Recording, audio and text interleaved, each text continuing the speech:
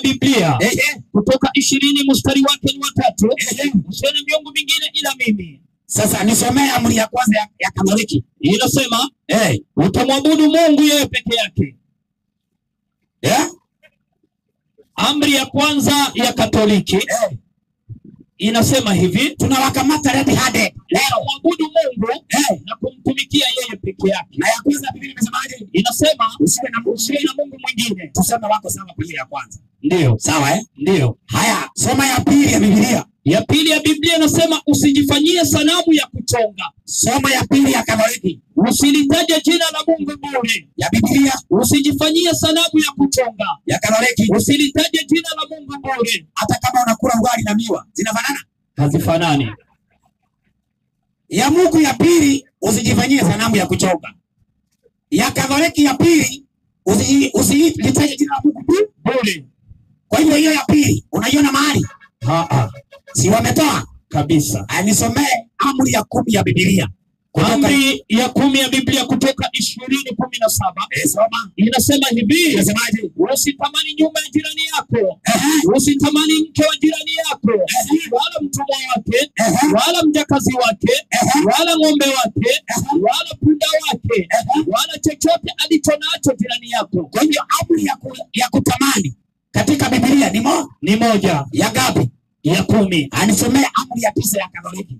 Amri ya 9 ya Katoliki inasema usitamani mke wa jirani yako. Ya 10, usitamani mali ya jirani yako. Kwa hiyo walichukua amri ya Mungu ya 10 wakagawa, zikawa ngapi? Zikawa 2. Baada ya kutoa amri moja ngapi? Ya pili. Wakaenda ya 10 wakafanyaje? Wakaigawa. Wakati walitoa moja, wakagawa ya Mungu ikawa ngapi? Ikawa 2.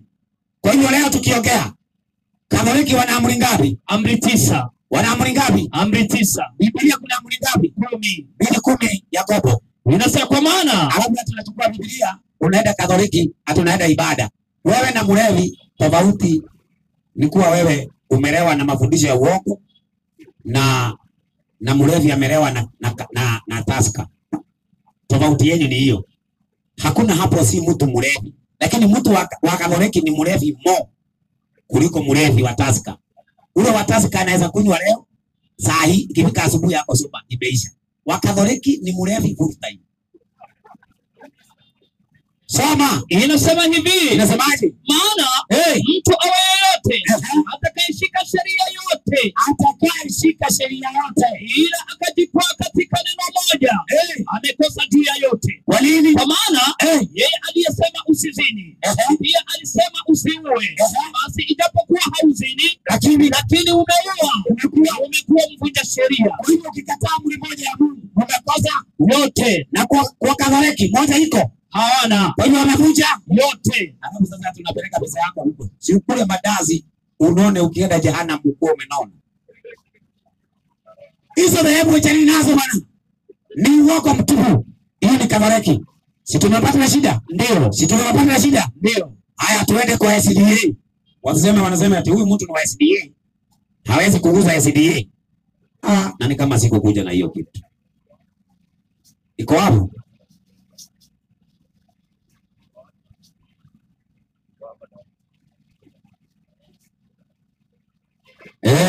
Sasa ndio hiyo. Sasa hapa ndio nataka, maana kuna watu ambao, alafu wacha niwaambie sheria moja ambayo iko hapa. Hapa hatutaki maelezo ya kanisa yenu. Hapa hatutaki maelezo ya dini yenu. Hapa kile kitu tunainua hapa Bible. Biblia hii ikisema basi inakauka hivyo. Kile ambacho kwa hii Biblia hakuna usituletee. Ukisema ngwe andiko. Na usitoe andiko hapo wote. Taenda ikapeleka ngulai impression. Andiko ikisema kwa maana jinsi hii Mungu aliupenda ulimwengu akamtoa mwanawe. Hivyo tushaelewa alitoa mwanawe. Sasa kama alikuwa wa blue, alikuwa wa green, hiyo ni yako. Nishasema kile nimesema, maelezo hatutaki. Kwa hivyo mtu wote atakuja kuuliza swali hapa. Ama kama unakuja kunikosoa, uhakikishe unatoa aya inajieleza ama inaelezwa na andiko lingine. Msomaji, mwalimu, uko na keti kwa simu ya SDA? Ndio. Sasa hizi vitabu ndio shida. Shida si watu. Ni hizi vitabu hizi. Wewe unafikia eti Katoliki wanaamini Biblia. Hii ndio Biblia ya Katoliki hii. Afadhali upige Biblia na usipige hii. Hii ukipiga kwa Katoliki wewe ni muasi. Hujapiga Biblia, umepiga catechism. Hii nayo ni ya SDA hii. Inaitwa Seventh Day Adventist Belief. Wana belief 28. Sasa afadhali upige Biblia na usipige hizi belief. Sasa hii belief hii nataka niwaonyeshe belief ya kanisa SDA na belief ya Katoliki ni moja, lakini ya Biblia ni ingine. Hiyo ndio nataka nikuhakikishie. Alafu nikuje nikuambie, mnataka kuwa wa Katoliki ama mnataka kuwa wa Mungu? Kuwa wa Mungu ni kufuata Biblia. Msomaji, Mwalimu, nichukulie fundamento ya SDA ukurasa 23. Inasemaje? There is one God, kuna Mungu moja, Father, Son, and the Holy Spirit. A unit of three co-eternal persons. Yani hiyo peke yake. Labda mjinga mwenye atumia akili anaweza kuamini kitu kama hiyo. Wacha nikwambie, hata mjinga yule wa mwisho, ati there is one God, Father, Son and the Holy Spirit, three co-eternal persons. Alafu anakuambia one God, three persons, one God. Inaingia kwa akili? Haingii. Ati watu watatu mtu mmoja. Inaingia aje hapo? Wewe tumia hiyo akili yenye unakula nao wengine. Wachana ya shule. Watu watatu mtu mmoja. Inaingia? Haingii. Wewe unaweza kuweka hawa watu 1 2 3. Alafu sema one person. Inaingia kwa akili? Oh no. Ni mmoja mwekani hadi watatu. Huyu na huyu ni mtu mmoja ama ni watu watatu? Watu watatu. Alafu anakuambia ati Mungu ni mmoja. Ni nani? Huyu na huyu na huyu.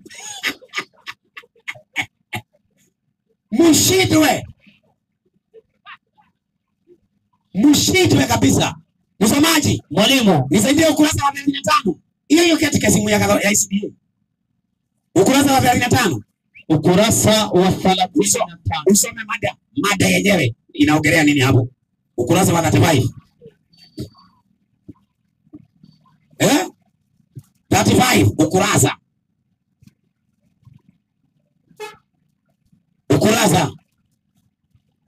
Inasema God the Father. God the Father. Inaanza Father God ama God the Father? God the Father. Mungu Baba, si ndio? Ndio. Enda ukurasa wa 43. 43. Inasema hivi, ukurasa wa 43. Inasemaje? God the Son. Inaanza God ama Son God? God the Son. Kwa hivyo tunaanza wa kwanza anaitwaje? God the Father. Huyu wa pili God the Son. Haya, twende huyu wa tatu. Ukurasa wa 69 wa tatu.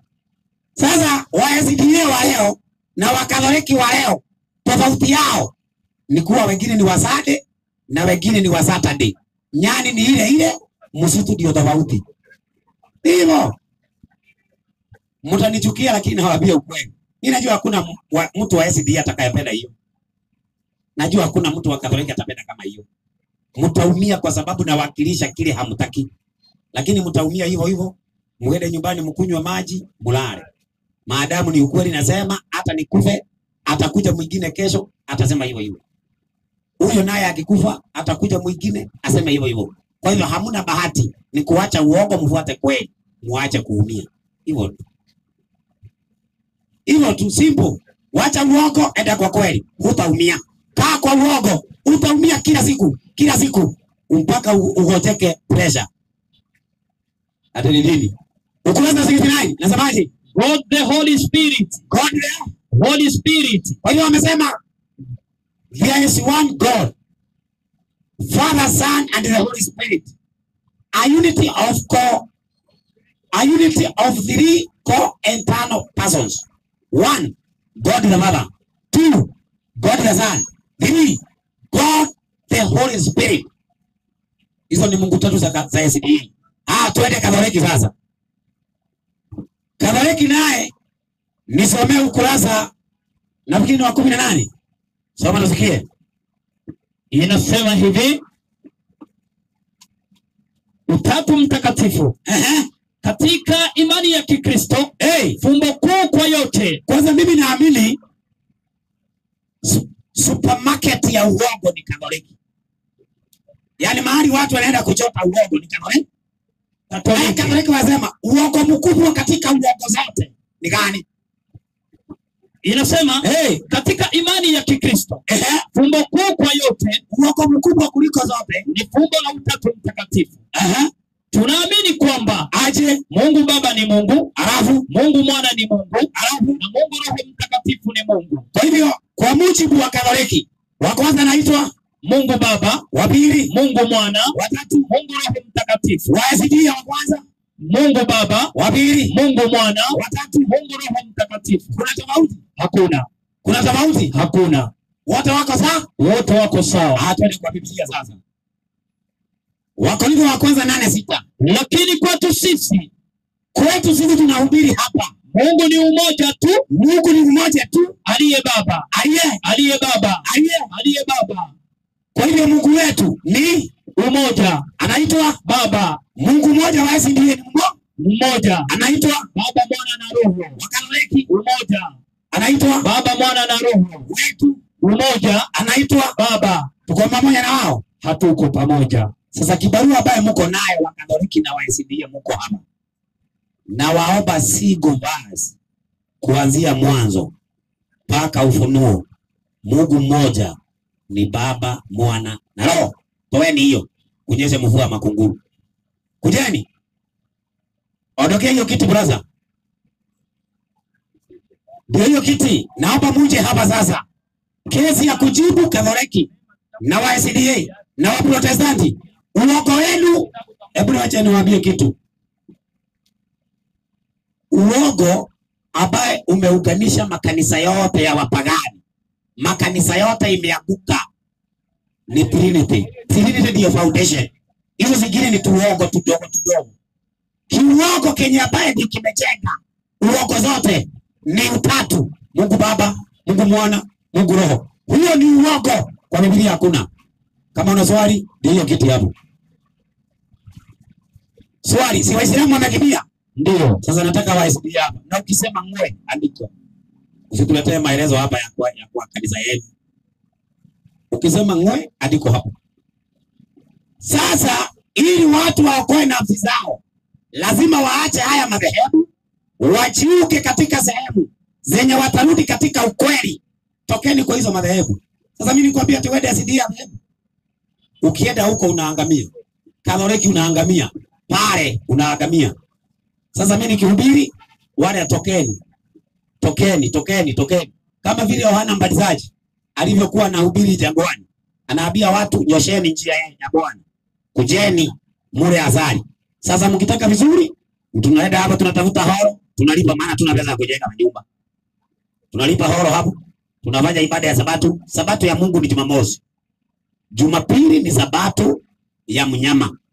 Mnyama anaitwa Loma. Ndio naona hakuna rais duniani utampata ofisi Sade hata awe kwenye Islamic territory. Sasa hata pale Tanzania kuna rais ni Muislamu anaitwa Samia Suluhu Hassan. Enda kwa ofisi yake Sade uone kama utampata. Sade ni sheria ya dunia mzima. Inaonyesha mamlaka ya Roma inatawala. Na ndio naona wakaweka. Kuna kitabu cha history hapo. Ndio. Ukurasa wa 225. 225. Sade worship ni ya mtu. Ibada ya utatu ni ya mtu. Zote zimekaliwa kwenye kikao ya Nekia. Zimekaa kikao na 325 AD. Ndio wamekaa. Wakapitisha utatu na wakapitisha Sade iwe public holiday. Alafu huko ndio mmejaa. Kwa utatu mko wengi. Kwa Sade worship mko wengi. Ndio Yesu anasema jehanamu abiria ni wengi. Ona fikiri watatoka wapi? Ona fikiri hata wanatoka huko kwa hawa wenye wanakunywa pombe. Hawa wenye wanakunywa pombe hawa wanavuta sigara hawa. Hawa wenye wanavuta gamu hawa. Hawa wanaenda mbinguni utashangaa. Hawa kwa sababu moja. Biblia inasema mtu anayeficha dhambi yake hatasamehewa. Hawa wenye wanavuta bangi hawa. Yesu alihubiri Na wakati alipokuja akawaambia, mnajua Yohana Mbatizaji alikuja kwenu? Ndio. Alikuja kwa njia ya haki? Ndio. Watoza ushuru na makahaba walimwamini, lakini nyinyi mlikataa. Ona fikiri injili tunahubiri. Ona kwa njia yule pasta Wabale amini. Ule Wabale. Ona kwa njia akuje amini. Ule labda aende polisi. Lakini wale ambao wako hapa, watu ambao wanaonekana ni wadhambi tu, hao ndio hapa tunawabatiza hapa. Hao wanasema Mungu, tumeona hii ni kweli, wanaamini. Watu wa dhehebu wanatetea dhehebu zao. Hawatetei kweli. Si nimeongelea hapo Katoliki? Ndio. Si imewadanganya? Ndio. Si imedanganya? Si wametoa amri ya Mungu wametoa? Ndio. Si wameweka utatu? Kabisa. Si SD na wamechukua utatu wao? Ndio. Swali, kujeni hapo. Na kama nimedanganya, onyesheni uongo wangu. Unajua Yesu kuna siku alipigwa kofi. Akagongwa kofi Yesu. Akamuuliza, kama nimefanya ubaya, nionyeshe ubaya wako. Na kama sijafanya ubaya, umenigongea nini? Sasa unajua hiyo unafikiri ni kofi. Sasa mimi nawauliza hata waisidi. Mnatangaza nimeasi. Kama nimeasi, onyesheni uasi wangu. Kama sijaasi, unaniuliza nini? Swali ndio hiyo. Kiti iko hapo ama na nyinyi wanyosha kama Waislamu. Unakuja unakalia kwa hii kiti. Sheria ni moja. Ukisema hapo jina unasema. Swali unasema. Nikiwa pale najibu na andiko. Si nianze kukupa maelezo ya paka na panya. Andiko linajibu. Kama sina andiko la kujibu swali yako, nakwambia mimi sina jibu. Wewe kama unasema nimesema uongo, unatoa andiko wa kudhibitisha uongo wangu. Simple as that. Hizo maelezo mengine ni kelele, utapeleka kwa kanisa yenu hiyo. Haya, swali. Swali. Awe ni Muislamu, ana swali, kiti hapo. Ulizeni. Nataka kuwapea mjumbe mwingine nimemuona hapa Collins. Ama ameenda. Swali. Kuna mtu ana swali? Hamna swali. Siku ya Jumapili ibada ya uongo. Mungu hakubali ibada hiyo. Utatu, Mungu badia, Mungu wa wapagani. Ukiwa na swali, kiti nakalia hapo. Asante. Haya, mpe maiki huyo.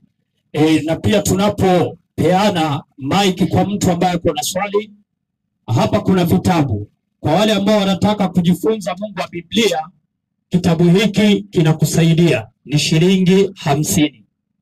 Na hapa kuna kitabu kingine ambacho kimeandikwa na mwalimu. Kitabu hii inasema nani njia ya uzima kati ya Bwana wetu Yesu Kristo na Mtume Muhammad. Shilingi ngapi mwalimu? 100 tu. Shilingi 100. Kwa hiyo watu watakuwa wanazungusha vitabu hivi. Jichukulie kitabu, peleka elimu bora nyumbani, sio bora elimu. Haya, wape watu, vijana wape watu. 100 unaweka credit. Nunua kitabu, peleka nyumbani. Haya, nimesema utatu uogo. Sunday worship uogo. Haya, mpe maiki. Habari yako bwana? Salama sana. Mimi naitwa Ndasha. Wewe unaitwa nani? Mimi naitwa Seth. Seth. Uko na swali gani? Okay. Mimi sina swali. Una nini? Kitu imenileta hapa. Vile umesema. Okay. Vile umesema Mungu utatu. Kitu ningesema saa hii ni kulingana na vile tunafundishwa na vile tunasoma kwa vitabu hizo umeelezea hapa, ndio zinafanya tunapotea. Kulingana vile umeeleza mpaka ukasema, sijui umesoma Korintho, sijui Wakorintho wa kwanza 8:6. Yes. Imesema vizuri Mungu Baba. Mungu ni mmoja tu, aliye Baba. Sasa ni vizuri maelezo vile tunaelezwa ndio inatupotosa. Hizi vitabu za kado hizi ndio zinawapotosha. Na sasa ili utoke kwenye hizi vitabu lazima utoke kwenye hizi dhehebu. Kama hii ya SDA, huwezi kukua kwa SDA na usiamini Mungu ni utatu. Ukikataa wanakutupa nje. Huwezi kuwa kwa Katoliki bila kuamini Mungu ni utatu. Ukikataa wanakutupa nje. Sasa ukitupa nje huku kiasi unaasi hizi vitabu. Sasa unatakikana uje kwa Biblia sasa, uunganike na watu wanaokubali Biblia. Utoke kwa hii watu hawa. Sawa? Okay. Swali langu ni uliza. Juu wewe wanakuita umeasi? Mimi wameshasema nimeasi. Sababu gani? Nimekataa utatu. Nimekataa utatu. Na wanazidi kufundisha hii utatu. Wanaendelea tu. Na kuungangania kwanza vibaya sana na hasira na vujo. Hata ukicheza watakupiga. Unafikiria ni kwa nini? Si ni kwa sababu wamelewa, ni walevi. Na hiyo uogo. Mpe ukuonyeshe ni kwa nini? 29:9 Isaya 29. Ni uogo umewalewesha. Ni walevi. Sasa mimi hata nawahurumia kabisa. 29:9 inasema hivi 29:9 Isaya. Ngojeni mustaajabu. Ngojeni anasa zenu na kuwa vipofu. Maliza. Wamelewa. Wala si kwa mvinyo. Wamewayawaya. Wala si kwa sababu ya kileo. Maliza. Kwa maana Bwana amewamwagieni roho ya usingizi. Amepumba macho yenu. Yaani manabii. Amefunika vichwa vyenu. Yaani waonaji. Mafundisho haya wameletewa ya uongo. Ndio amewalewesha. Sasa ukiwaambia ukweli wanakuona wewe ndiye muasi. Wakati unawaambia ukweli. Ukiwaambia kama nimeasi nionyesheni. Wakati wanasema ni uongo. Wao pia wanasoma hii Biblia moja unasoma. Wanasoma wanaweka. Unajua shetani anasoma maandiko anaongeza maneno. Ndio nikaweka sheria. Biblia ikisomwa isiongezwe maneno. Maana shetani kazi yake ni kusoma na kuongeza maneno. So msinishike vibaya. Naomba tu msinishike vibaya.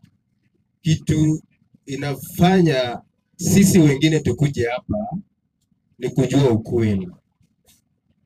Tunaelewana? Na hii ukweli hata kwa magereza huko, hata kwa majaji tunaambiwa sema ukweli na utakuweka huru. Na ndio tunatafuta. Ni sawa? Sasa ukweli unapatikana kwenye Biblia. Sasa utatu kwa Biblia hakuna na madhehebu wanaamini. Huo ni uongo. Sasa swali langu kuu ni mimi niko na akili zangu. Vile umesema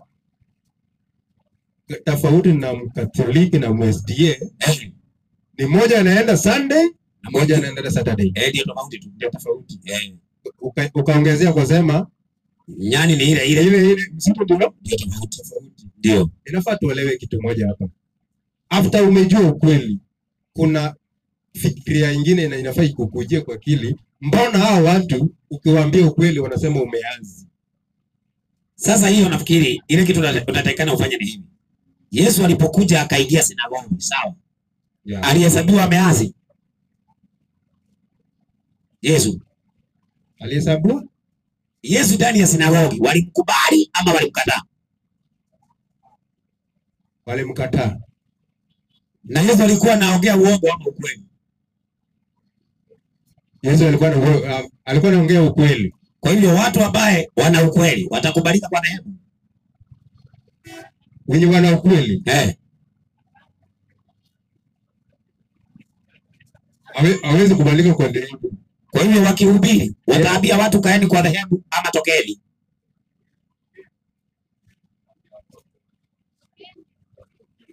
Mwenye ataambia watu watoke ni Ezekieli 12:1.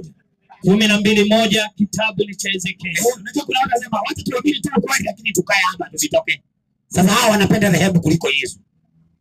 Inasema neno la Bwana likanijia tena kusema. Kusemaje? Mwanadamu wewe unafanyaje? Unakaa kati ya nyumba iliyoasi. Unakaa katika nyumba iliyoasi. Ndio. Watu ambao wana macho ya kuona ila hawaoni. Kwa nini? Wana masikio ya kusikia ila hawasikii. Kwa nini? Kwa maana ni nyumba iliyoasi. Kwa hiyo basi mwanadamu, funga tayari vyombo kwa uhamisho, ukahame wakati wa mchana mbele ya macho yao.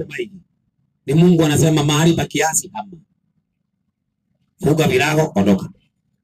Na ndio naona hata sisi tulikuwa kwa hiyo dhehebu tulihama mchana. Hatukujificha. Na tena tunasema hadharani mchana tulihama. Si hadi ya kwamba tunajificha. Wewe utahama. Before niamue kama nitahama,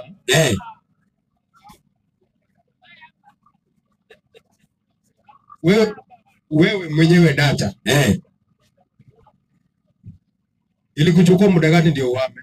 Mimi nilipojua tu mara moja nilihama mahama hapo. Iko nichukua muda. Haikuchukua muda. Nilichukua mara moja ukahama. Mara moja. Ulifikiria juu tunasema mimi nilienda nikafanya utafiti wangu. Na nikaona huu ni kweli. Na huu ni uongo. Mara moja. Sikutupa muda. Okay, kitu ningeomba uzidi kufanya Mr. Dacha. Zidi kufundisha ukweli. Na wale wakiamini ukweli, niwaambie waendelee kukaa kwa uongo. Watoke kwa uongo. Wewe ukiwa wa kwanza wao utatoka? Nitatoka. Asante, Mungu akubariki. Ni hivyo nitafanya hivyo, sawa. Haya, mwingine mwenye swali. Wacha huyu mchungaji kwanza aingie bana. Anaweza kuokoa jahazi. Inazama. Haya, mpe maiki. Bwana Yesu asifiwe. Asifiwe sana Mwokozi. Amina. Hiyo nimesikia kabisa ni sauti ya kichungaji. Haleluya. Amina, amina, amina. Sauti yenyewe kabisa ni ile ya kichungaji kweli. Mimi naitwa Ndasha. Wewe unaitwa nani? Mimi naitwa mchungaji Lawrence. Mchungaji Lawrence. Yeah. Unachunga kanisa gani? Kanisa la JLC. JLC. JLC. Asante. Haya, una swali? Swali niko nalo. Uliza. Mimi ile kitu nilikuwa ninataka kusema. Nimekuwa nikikuja hapa kwa muda mrefu. Hata wakati hamkuwa tena mmekimbia Isiri, nilikuwa hapa. Lakini nikasikia nikana kwamba kuna kanisa la Old Seventh Day na New Seventh Day. Ndio. Na nikasema kama shida peke yake ni siku yani Sabato, kwa nini tena tofauti inapatikana katika watu ambao wanaenda Sabato moja na wanasema watakuwa katika raha ya milele? Si Sabato inayotuunganisha. Sio Sabato inayotuunganisha mchungaji. Tunaunganishwa na ukweli. Na siku ya Sabato kama siku ya ibada, tuko na madhehebu mengi sana ya ibada ya Jumamosi. Hata unajua mtu anaitwa Yesu wa Togereni, Jehova Wanyonyi, wanafanya ibada siku ya Jumamosi ndio Sabato. Kwa hivyo hatupimi watu wa Mungu na Sabato. Sabato si kipimo ya kujua hawa ni watu wa Mungu. Sasa kile kimesababisha kuwe na Old SDA na New SDA ni kwa sababu ya mafundisho. Old SDA ni SDA ambaye imekuwa na mapioneers kutoka zamani, walikuwa wanaamini aje. Sasa hawa wenye walikuja wakabadilisha, sasa wakaamini vile wale hawakuamini. Hawa ndio wakawa wapya, wale wa zamani wakawa Old SDA. Sio Sabato, sio siku inaunganisha. Kwa mfano, kuna kitu naitwa, wale wa zamani waliamini kitu naitwa fundamental principles. Fundamental principles zilikuwa ni za kujieleza wanaamini nini haswa kuhusu Mungu. Walikuwa wanaamini that there is one God, a personal spiritual being. Alafu wa SDA hawa wengine hawa tunasema New SDA, wakaja mwaka wa 1981 waka-adopt fundisho la Trinity, that there is one God, Father, Son and the Holy Spirit. Wale wa zamani hawakuamini hivyo. Sasa ndio sababu tunasema kuna old wenye wanaamini a personal spiritual being, God, Na kuna wa new wanaamini that there is one God, Father, Son and the Holy Spirit. Ili inafanya kuwe na new na old. Sio siku. Sasa kitu nilikuwa nataka kuuliza. Mimi nasikia unaitwa Dasha. Mimi naitwa Dasha. Na Dasha kuna mwingine.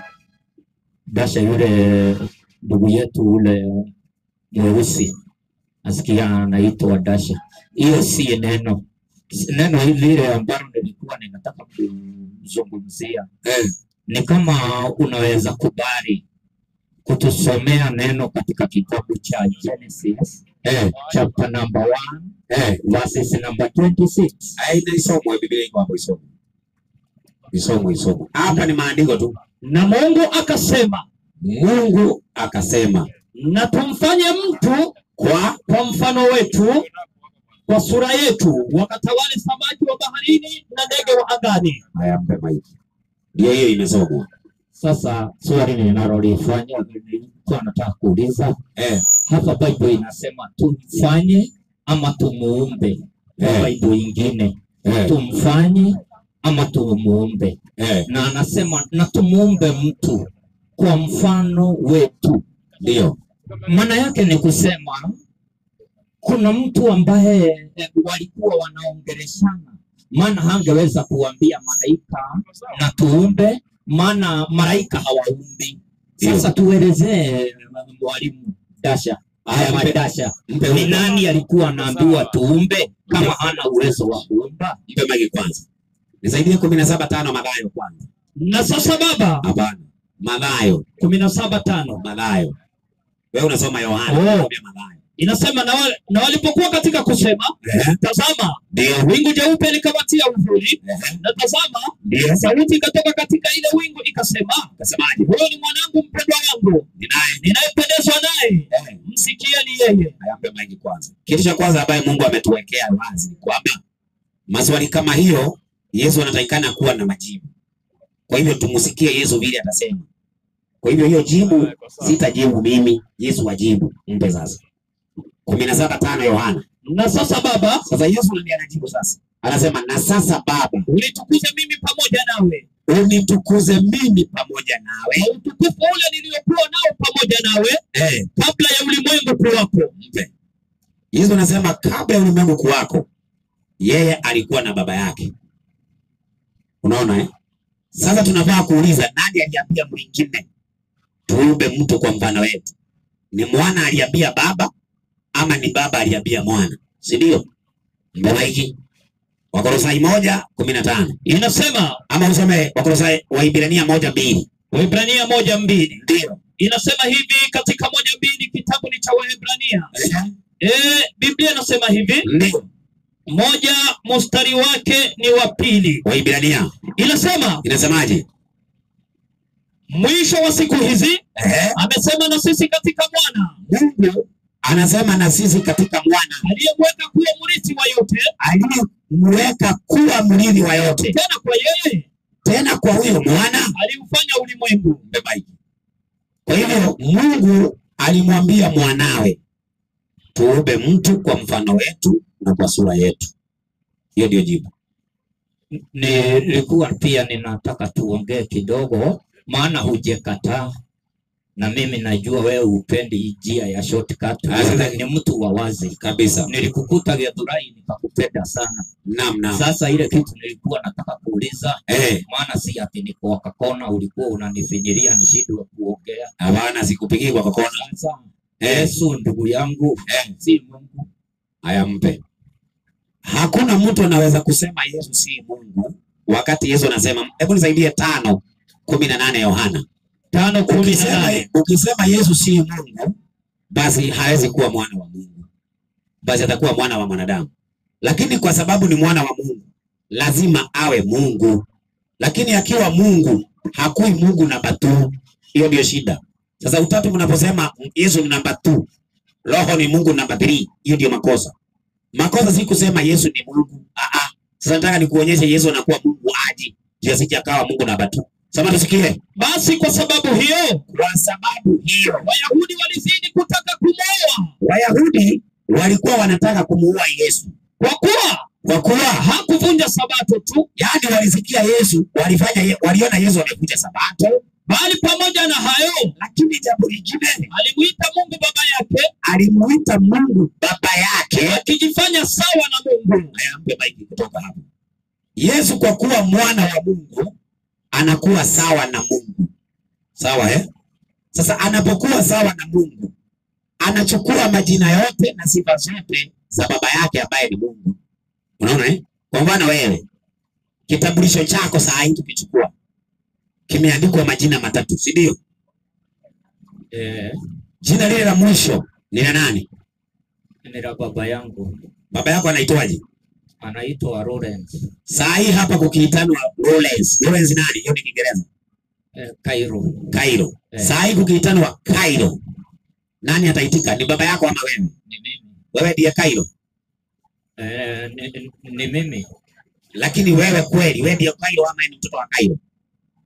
Ni mtoto wa Cairo. Lakini unabeba jina la nani? La Cairo. Ndiko hivyo kwa Yesu.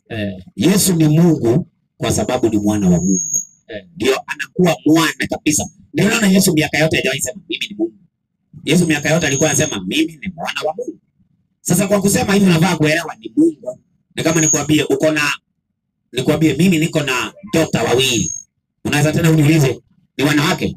Sio tunatofautiana kuelewa tu. Dota maana yake ni kuwa ni mtoto wa msichana. Sasa unaposikia Yesu ni mwana wa Mungu, katika hiyo nafsi hiyo Yesu ni Mungu katika asili yake. Lakini hiyo nafsi ni sana. Ndio tukienda mbinguni tutaona Mungu ndiye huyu na Yesu ndiye huyu. Na atakuwa mwana wa Mungu mpaka huko tukienda. Atakuwa a first born of heaven, our brother, big brother. Na unaweza kubali kwa sababu mimi si mtu wa mabishano, niko tayari twende pole. Nilikuwa ninauliza na wewe unaweza kubali kutusomea neno katika kitabu cha Isaya 9 mstari wa 6? Isomo. Sikatai. 9:6 kwa ajili yetu mtoto amezaliwa. Inasema hivi? Ndio. 9:6 kitabu ni cha Isaya.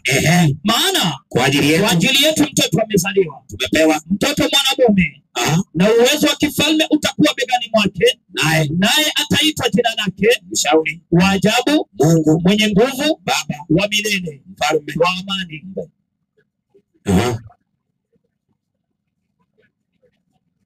Sasa swali yako ni nini hapo? Sasa swali langu lile nilikuwa ninataka kusema lilikuwa linakamilishwa hapo. Tumesikia akiitwa baba si vibaya, akiitwa mwana si vibaya, akiitwa Mungu mwenye nguvu si vibaya. Unajua kuna akiitwa mshauri si vibaya. Lakini ile kitu nakwambia ufanye ni kupea haki andiko. Kwanza lile andiko limeanza kwa ajili yetu mtoto amezaliwa. Kwa hiyo lazima kuna yule aliyemzaa. Tumepewa, kuna yule aliyetupa. Na huyu mtoto ambaye tumepewa ataitwa Mshauri wa Ajabu. Ataitwa Mungu Mwenye Nguvu. Ataitwa Baba wa Milele. Sasa unatakikana kujua kwa nini aitwe Baba wa Milele na asiitwe Mungu Baba. Maana kuna Mungu Baba na Yesu anaitwa Baba wa Milele.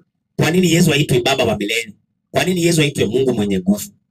Na wakati amezaliwa na tumepewa. Sasa hiyo ndio swali ambalo tunafaa kujibu mimi na wewe. Sababu tukiona tu baba, alafu tuseme anafaa kuitwa hata Mungu Baba. Hiyo ni makosa ya Biblia. Ukianzia hapo Isaya 8:18 inaeleza hiyo Isaya 9. Kwa hivyo unatakana kupeana haki. Unajua hiyo shida ndio shida iko na watu wengi. Wakiona mahali hizo naitwa Mungu, wanasema kwa sababu imeitwa Mungu na baba yake ni Mungu. Sasa si tuseme basi ni Mungu mmoja ambaye ni hao. Lakini si hivyo, Biblia inafundisha hivyo. Sasa sema usikie, mpe huyo asome hiyo aya. 8:18 inasema hivi, inasemaje? Angalieni mimi na watoto hawa niliopewa na Bwana. Niliopewa na nani? Niliopewa na Bwana. Mpe maiki. Huyo ni Yesu sasa anaongea hapo. Yesu anasema niko na watoto ambaye nimepewa na Mungu. Sasa hawa watoto Yesu anapewa na Mungu, watamuitaje? Si watamuita Baba wa Milele. Sawa Lakini Yesu amepewa na Mungu. Unaona Yesu anakuja naye anawaambia hawa watoto hawa wamepewa. Anawaambia mkiomba sasa, muombeni hivi: Baba yetu aliye mbinguni. Unaona? Yesu anasema enda ukawaambie ndugu zangu, naenda kwa baba yangu naye ni baba yenu, kwa Mungu wangu naye ni Mungu wenu. Unaona eh? Kwa hivyo Yesu hajakosa kutueleza kuna baba yake, ikawa yeye anaitwa baba wa milele kwa sababu yule baba yake sisi sote tuko hapa tumepewa kwa Yesu. Kwa hivyo tukimuita Yesu baba wa milele sawa kabisa, maana tumepeanwa kwake na Mungu. Hiyo ndio sababu. Naweza uliza pia mtumishi. Uliza. Mimi nataka tuguzie neno katika kitabu cha Injili ya Yohani. Gabi. John 1:1. Ayambe asome. Alafu tuende mstari wa 14. Sawa. Hapo mwanzo kulikuwa neno, naye neno alikuwa kwa Mungu, naye neno alikuwa Mungu. 14. Naye neno alifanyika mwili akakaa kwetu, nasi tukaona utukufu wake, utukufu kama mwana pekee kwa Baba, amejaa neema na kweli. Kama hii sasa. Hapo neno linasema ndio hapo mwanzo kulikuwa neno, palikuwa na neno, naye neno alikuwa pamoja na Mungu. Isemi hivyo. Inasema hapo mwanzo kulikuwa neno. Naye neno alikuwa kwa Mungu. Neno alikuwa kwa Mungu, naye neno alikuwa Mungu, na neno alikuwa Mungu. Ndio. Mstari wa 14. Naye neno alifanyika mwili. Neno akawa mwili akakaa kwetu, nasi tukaona utukufu wake. Tukauona utukufu wake, utukufu kama wa mwana pekee, utukufu wa yeye aliye mwana wa pekee, atokaye kwa Baba, amejaa neema na kweli. Amejaa neema na ukweli. Sasa ni nini swali hapo? Sasa swali ni nini? Bible inasema hapo mwanzo palikuwa na neno. Huyo ni Yesu. Neno alikuwa kwa Mungu. Ndio. Na neno alikuwa Mungu. Ndio. So hiyo inamaanisha nini? Hapo mwanzo ni mwanzo gani? Bible inampatia Yesu mamlaka ya kuitwa Mungu kabla ubaji, kabla ya dunia kuumbwa. Sisi wenye kuumbwa tunajua kuhesabu dunia wakati imeumbwa. Huko kabla haijaumbwa sisi haukuhesabu hatujui. Inaitwa sehemu ambayo hakuna date. Kwa hivyo hatuwezi ongelea huko. Sisi tunaongelea wakati dunia imeumbwa. Kwa hivyo dunia inapoumbwa kuna neno. Na neno alikuwa kwa Mungu. Na neno alikuwa Mungu. Yesu alikuwepo. Na alikuwa Mungu. Na alikuwa kwa Mungu. Unaona? Sasa ili uweze kuelewa haraka, hilo andiko linaelezwa na andiko lingine linaeleza hilo. Waibrania 1 mstari wa 8 na 9.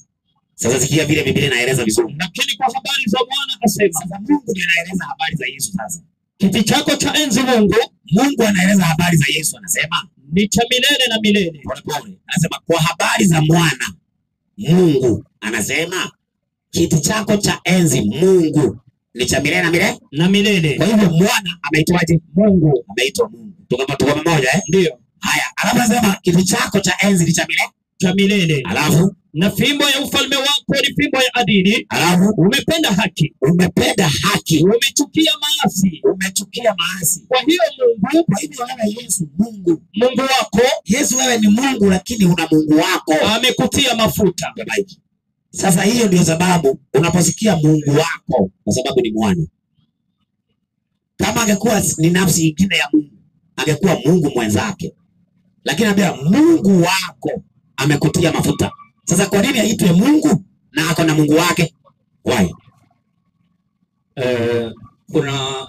Nilisoma maandiko mengine katika kitabu cha wewe unapenda maandiko maana unasema toa andiko. Ndio nikauliza swali. Hivyo ndivyo ninasema. Ndio njia mzuri. Sasa nilikuwa ninasema hii maandiko pia inapatikana katika kitabu cha 1 John chapter number 5 verses number 7 and 8. Haya mpe asome. Sasa hapo kwanza ndio nitakupa elimu utawahi kusikia. Maana hapo maneno yenye iko hapo na hiyo hapa hatuna haraka. Kwa sababu mimi najua kuna watu wengine wanatumiaga hiyo haya. Leo ndio siku ya mwisho kutumia hiyo haya. Leo ni siku ya mwisho. Soma 7 na 8. Inasema hivi. Inasemaje?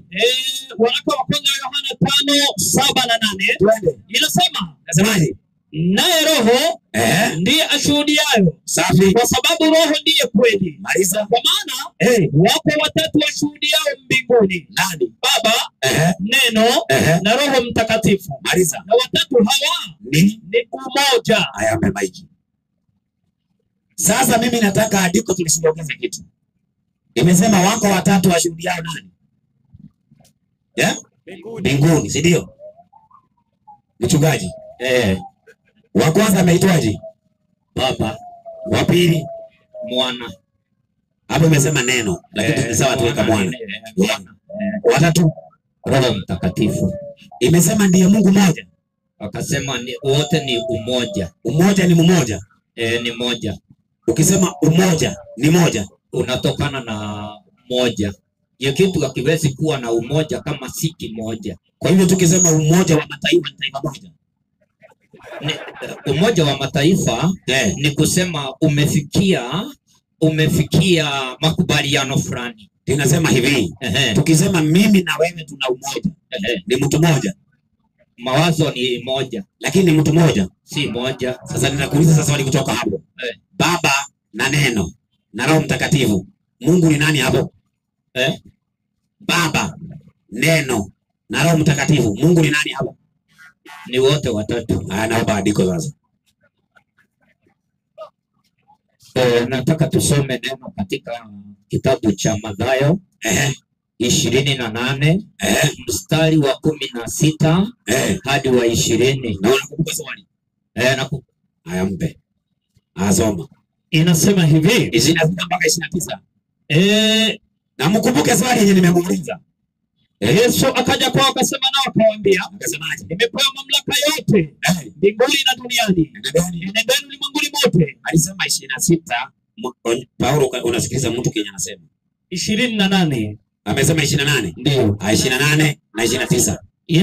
Inasemaje? Yesu akaja kwao akasema nao akawaambia, nimepewa mamlaka yote mbinguni na duniani. Basi enendeni ulimwenguni mote, mkawafanye mataifa yote kuwa wanafunzi, ukiwabatiza kwa jina la Baba na la Mwana na Roho Mtakatifu. Haya, mpe sasa. Niliuliza aje? Vile uliuliza kama wakikusanyika wakiwa watatu, ukauliza kama wamekuwa kitu kimoja. Sijauliza hivyo. Nimeuliza hivi, kati ya Baba na Mwana na Roho, Mungu ni nani? Ukasema wote. Kwa hivyo tukisema Mungu ni Baba, Mwana na Roho, ikana wewe Baba na Mwana na Roho, huyo ndio Mungu. Haya, mbe huyo. 3:16 Yohana. Na uzima 3:16 Yohana. Kwa maana jinsi hii Mungu aliupenda ulimwengu hata akamtoa mwanawe pekee. Mungu aliupenda nini? Ulimwengu. Akamtuma nani? Akamtuma mwana wake wa pekee. Huyu mwana alitumwa na Baba, Mwana na Roho ni nani? Kitabu cha Yohani 4 mstari wa 24. Haya, mpe asome. Inasema Mungu ni roho. Haya, mpe. Kwa hivyo Mungu ni roho. Mwana wake bado ni roho.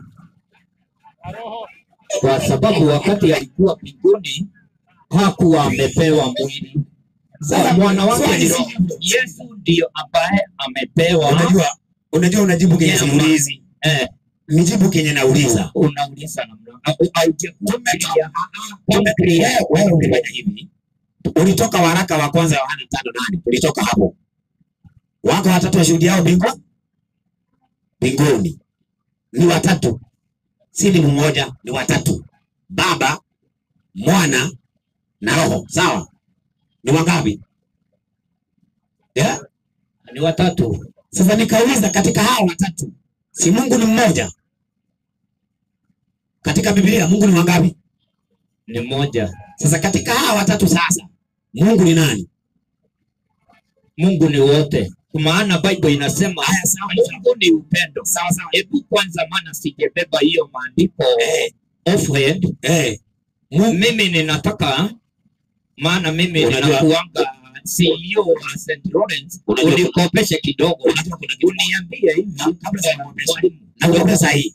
Nakukopesha hii, lakini kabla sijakukopesha. Maana andiko nitakukopesha nitakupa.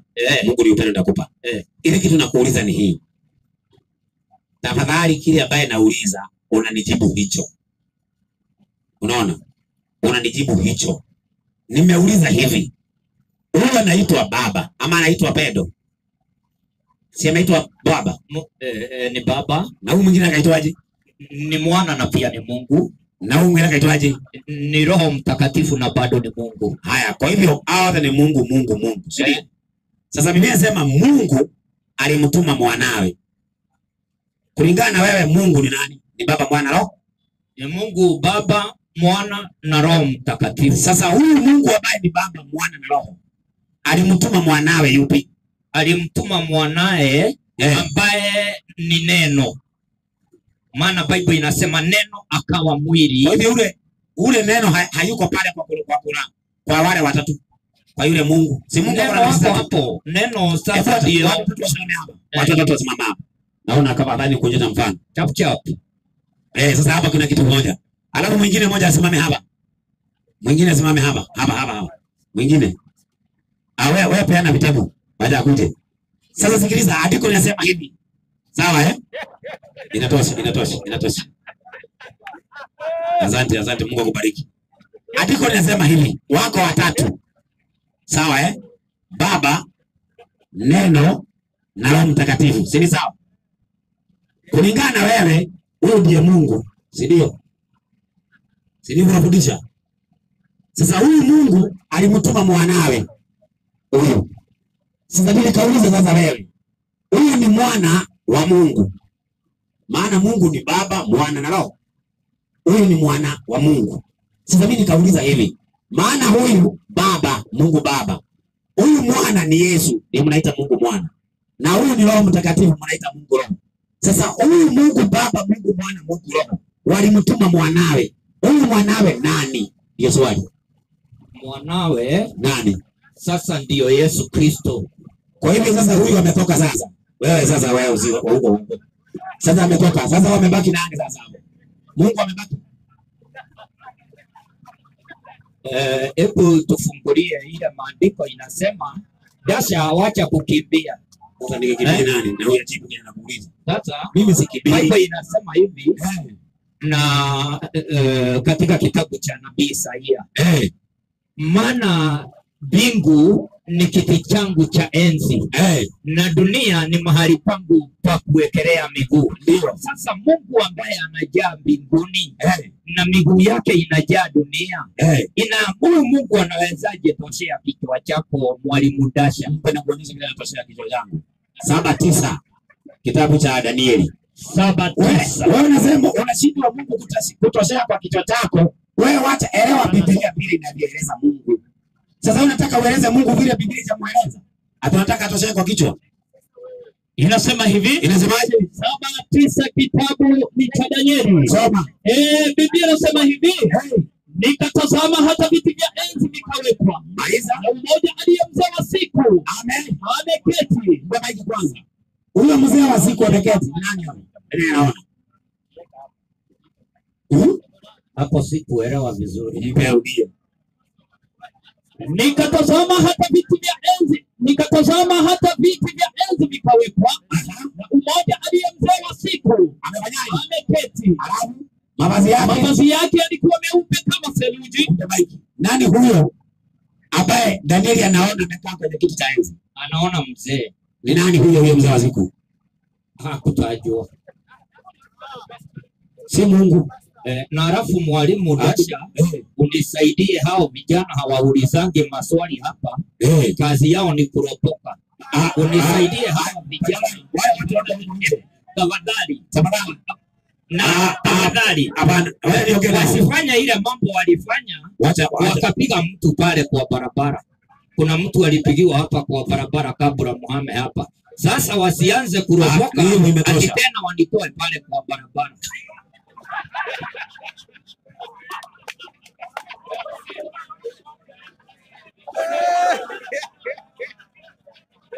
Sasa wale watu ambaye mko hapo nyuma msimuongeleshe. Naomba tumsikize tu. Mimi niko hapa navumilia yeye sana. Namvumilia kabisa. Sasa ile kitu ambaye nataka wewe nayo ufanye. Kile utafanya mchungaji. Ni kile na kuuliza unajibu. Na kile nauliza unajibu. Kwanza kitu cha kwanza. Umesema huyo mzee wa siku si Mungu. Ni maono. Aliona nani? Si ni maono. Kwa nini nani? Aliona maono. Ni sawa, ni maono. Anapoeleza hiyo maono, anasema aliona mmoja mzee wa siku ameketi. Ni nani huyo? Mmoja wa siku. Mimi sikuona mahali ametajwa. Haya, mpende kuonyesha ingine. Msomaji sasa soma Ufunuo Yohana 5:1. Ufunuo 5:1. Sasa hiyo hata tuhame kwa hiyo. Yaani wewe unasema ni mchungaji na unataka gari kubwa hivyo.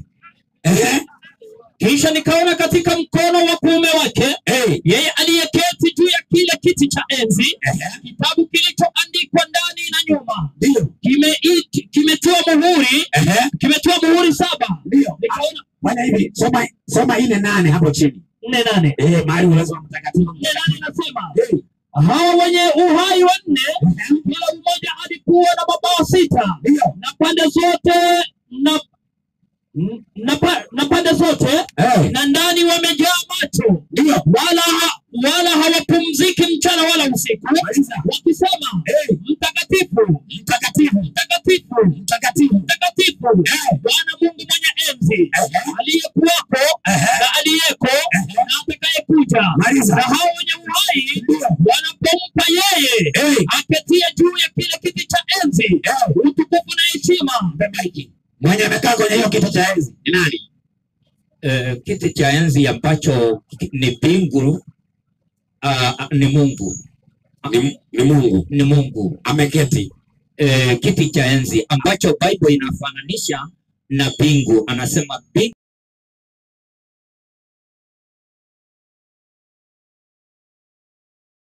Kitabu cha Proverbs 5. Wacha kwanza tuachie Proverbs 5:3. Wacha nisimamie hapo, asiendelee. Tumaini Bwana kwa moyo wako wote, wala usitegemea akili zako mwenyewe. Haya basi Aisome tu basi. Inasema mtumaini Bwana kwa moyo wako wote, wala usitegemea akili zako mwenyewe. Na wewe ndio unategemea akili zako, baadaye utegemea Mungu. Hao watu wamesikia ni nani anategemea akili zao. Umpasta naye ni balaa.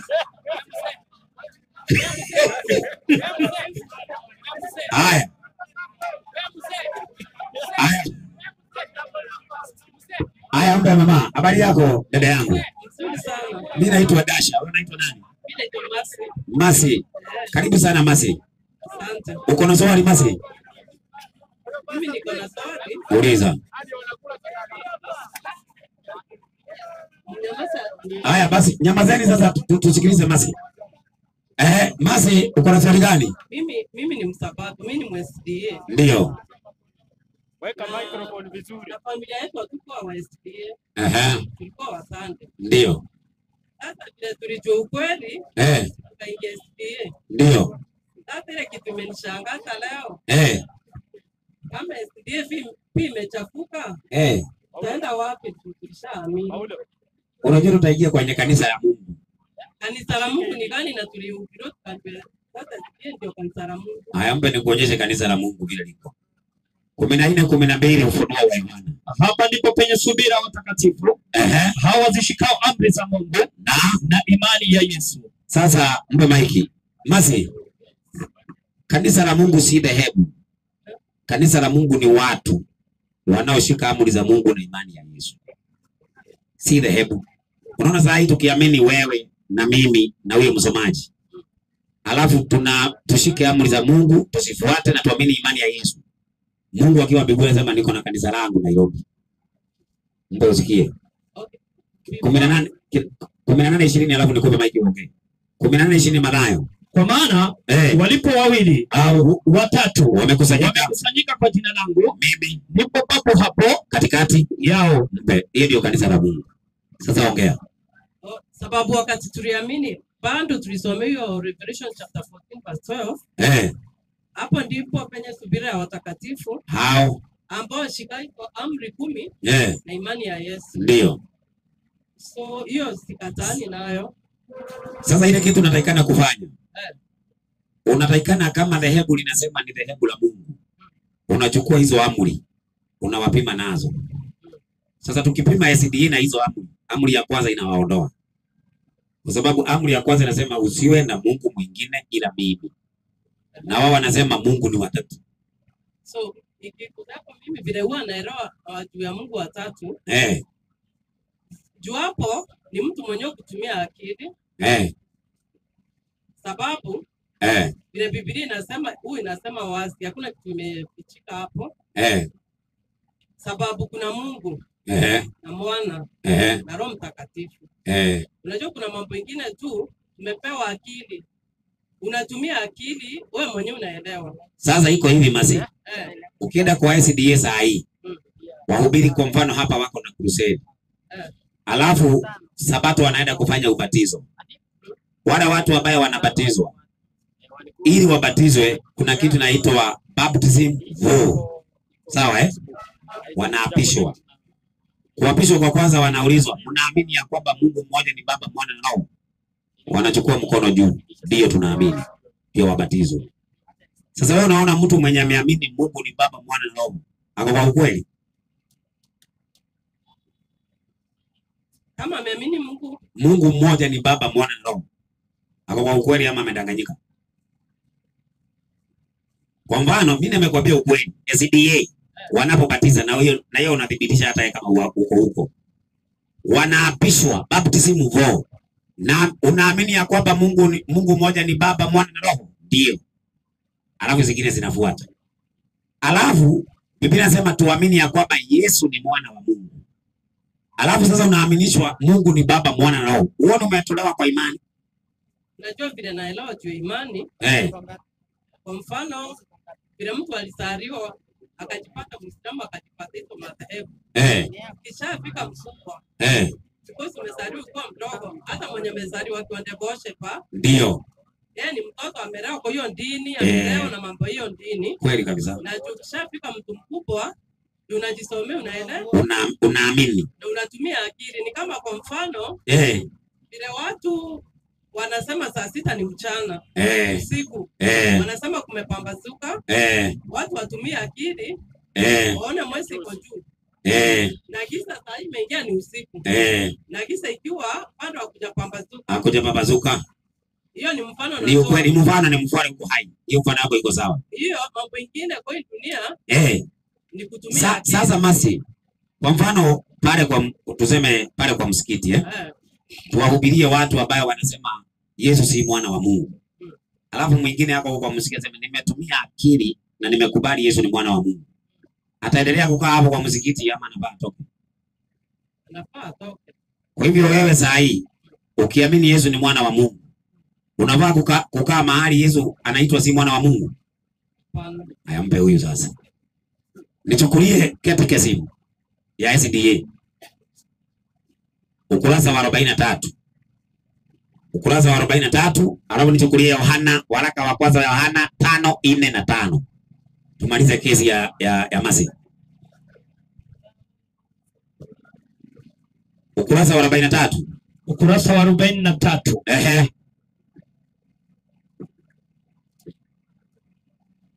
Nisomee pale juu. Wanamuita Yesu aje hapo juu. Inasema hivi. Ukurasa wa 43. Ndio nimefika. Soma pale juu. Inasema God the Son. Haya, mpe Masi. Masi, hiyo ni SDA inafundisha hivi.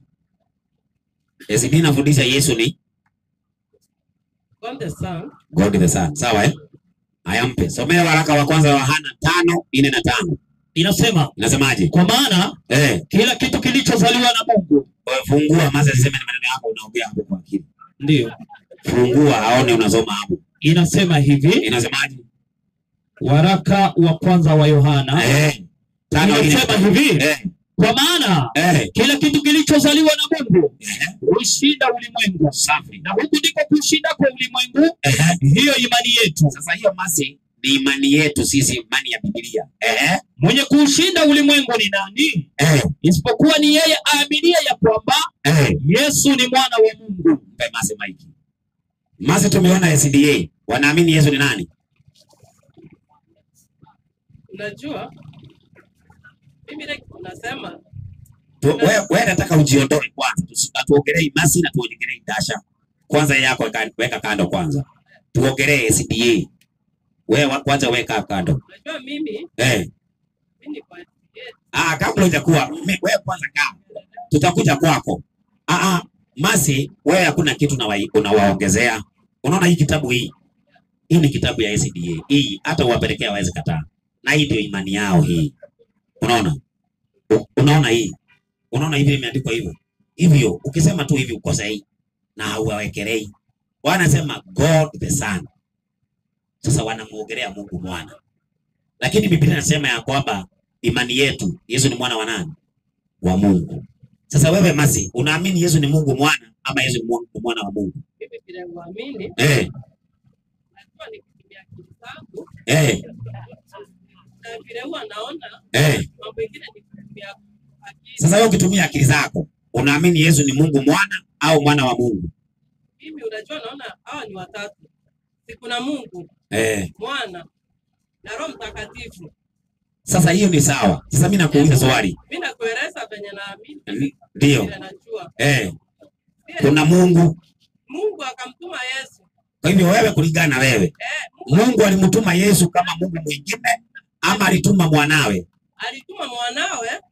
Na ndio maana tunasikia Yesu ako kwa mkono wa kulia wa Baba. Asante sasa. Sasa sikia Masi, umemaliza kesi.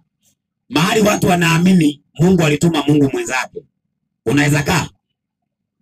Naweza kaa niwafundishe, siwezi watoroka. Na kwa nini usiende kwa msikiti ukae huko uwafundishe? Sababu unajua kuna hiyo mahali Biblia inasema wacha magugu na ngano ikuwa pamoja. Kwa nini sikue kwa msikiti? Unajua hapa kwa class kuna number 1 na number ras. Sasa wewe nauliza swali. Kwa nini magugu na ngano zisikae kwa msikiti? Wewe ukue ngano, Waislamu wengine wakue magugu. Sasa endaga msikiti, wewe sasa ukue ngano na wao wakue magugu uwafundisha. Na tamanika yako tukifundisha. Ninauliza hivi. Kule unakaa kwanza unajua kwamba wana uongo, sawa Si ushajua wanadanganya? Lakini wewe ushajua ukweli, si ndio? Lakini unakaa huko uwafundishe. Haya. Kwa nini kule kwa msikiti wanadanganya? Sasa nauliza nikitoka nitaenda wapi? Unajua Masi unanichekesha. Unajua huko mahali nilikuwa ninajua shida yako ni nini. Maana hapo huko ndio nilikuwa siku moja. Nilikuwa hapo. Sasa wacha nikusaidie tu. Maana palinisumbua pia mimi. Maana kuacha dhehebu si rahisi. Kuacha dhehebu si rahisi. Sasa mahali utaenda mpe huyu 6:37 Yohana. Wewe wacha dhehebu, enda kwa Yesu. Inasema hivi. Inasemaje? Yohana 6:37 inasema, twende. Wote anipae Baba, wote ambaye Baba ananipa watakuja kwangu, wala yeyote ajaye kwangu, yoyote anayekuja kwangu sitamtupa nje kamwe. Bemaiki. Kwanza hivi kitu tutafanya, unatoka kwenye dhehebu, sasa unaenda kwa Yesu. Yesu ana utaratibu. Yesu amesema walipo 2 au 3 wamekusanyika kwa jina langu, mimi niko hapo katikati yao. Kwa hivyo wewe ile kibarua unatakikana ufanye. Watu ambaye wanaamini kama wewe, Yesu ni mwana wa Mungu. Hata wawe 3, huo ni ushirika tosha, endaga hapo. Unakaa wapi? Mimi niko Thika Road. Thika Road hapo Githurai kunao wanaoamini Yesu ni mwana wa Mungu na Mungu ni Baba. Wako hapo Githurai. Haya, ukitoka Githurai, kama unataka kuja hapa town, hapa juu hapa inaitwa Mfagano Trade Center. Hapo kuna wengine wako hapo. Hawa watu wote wanaamini hapa. Wote wanaenda kwenye hiyo horo iko hapo. Watu ambao mnaamini kitu kimoja na wao. Wanarudi katika mafundisho yote ya SDA ya kweli. Ile yote ya uongo tunaiacha. Ndio inafanya tuhame huko. Sasa wewe hama. Ndio Mungu anasema hivyo. Mimi sioni haja kwa. Wacha niulize Mungu kama unahama. Mpe. Sababu mimi niko kwa Yesu, unaona? Kwa Yesu na uko kwa uongo. Ndio hata mahali utaenda hii dunia. Kwa hivyo Mungu anakaa kwa uongo, si ndio? Unaona hata nikiamba bado mahali unaenda hakuna watu watakatifu hata. Tuongelei watu. Hatuongelei watu. Hatuongelei watu. Mimi kuna mtu nimeongelea. Watu tukienda kwa kanisa huwezi kusema teuni mtakatifu ndio mwema. Sote tunaenda kwa Yesu. Kanisa linaasi wakati linafundisha uongo. Hiyo ndio kuasi kwa kanisa. Si kwa sababu wewe ulienda pale ukadanganya mtu. Kanisa yasi kwa sababu yako au kwa sababu yangu. kanisa inaasi inapofundisha uongo, doctrine ya uongo imeasi. Sasa ikiasi na tumekubaliana na wewe, fundisho hilo la utatu wameasi SDA. Mbe usikie. Ezekieli 12 mstari wa kwanza.